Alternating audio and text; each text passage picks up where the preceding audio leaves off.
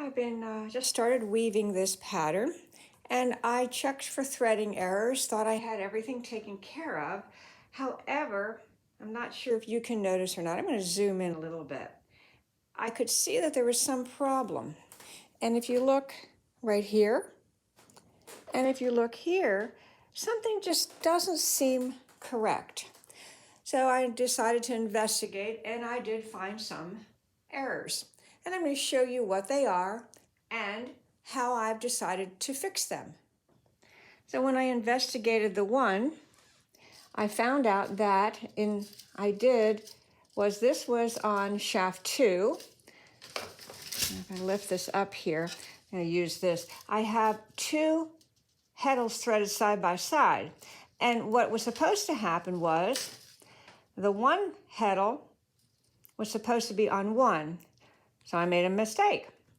I happen to have something that is a repair heddle, and the repair heddle will slide on the top and will slide on the bottom. So what I'm going to do next is I'm going to insert the repair heddle onto shaft 1. Now, if you don't have a repair heddle, you can make one maybe by cutting one of your heddles you already have, or you could also do one with a string. In this case, like I said, I just happen to have the right tool that I'm going to be using. So I'm going to insert that, and then I'll show you what I do to fix the thread. So what I've done is I've gotten a piece of the yarn, the thread same color as the mistake, and what I'm going to do is I'm going to take it through. You can cut maybe a yard or 2, whatever works for you. I'm going to now thread it through the heddle and bring it up here. And what I've done is I've put it in the repair heddle. Now the one that has the mistake is still there. It's where it's not supposed to be. And what I'm going to do is I'm going to cut that one, and I'm going to let it go to the back for a little bit, and I'll show you in a moment what I do to weave a little bit and then reattach it. So what I'm going to do next is I am going to thread it through the reed as to where it belongs, and I'm going to attach it. And now I have the reed hook, and I'm going to go through here and pull it through. And what I like to do is I like to use these T-pins. That's what I prefer to use. And what I often do is I will put the T-pin in where the error is, and then what I'll do is I will wrap it around a couple of times to secure that. So that's secure in there, but this is not yet. So what I need to do is I need to weigh it at the other end. And now here we are in the back of the loom, and I have the one thread that I replaced. This was the original part of the warp. For now, I'm just going to allow that to dangle, and what I like to do is I use a spring clamp. So what I'm going to do is I will put the spring clamp as far down as I can, basically maybe about there. Whoop. And then I will allow that to hang on the back. Now, people use all kinds of things for weights. It's up to you what you want to use. I know people have used washers. There's all sorts of fancy little gadgets people make.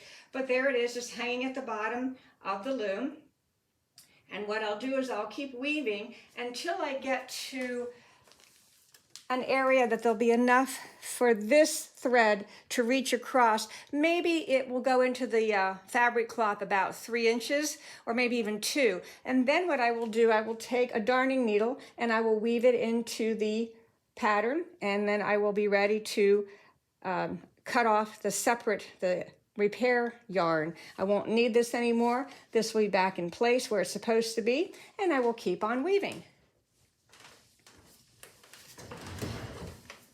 All right, I know this might be a little hard to see, but I'm going to wiggle this. This is a darning needle, and what I'm doing is, I know the arrow was down here, but I'm going to needle weave this in as much as I can and pull it through, basically to secure that. I took the T-pin out, as you can see, and I'm going to grab a hold of the end there, pull this through. And now I have it through here. It's still, though, I don't want it to fall out the other end. So I'm going to wrap it a little up again around the T-pin. pull a little bit more there.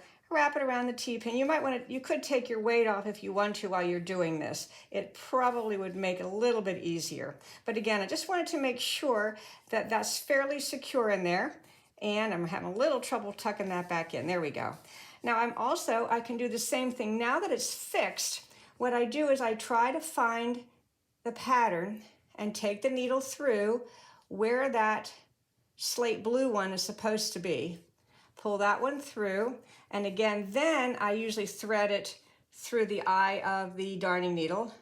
Again, it might be hard to see what I'm doing because of, there we go, and we'll pull it through, and now I have that threaded through there. Now, as you know, this, as much as I wove, I think I wove about 6 inches. There's a mistake here.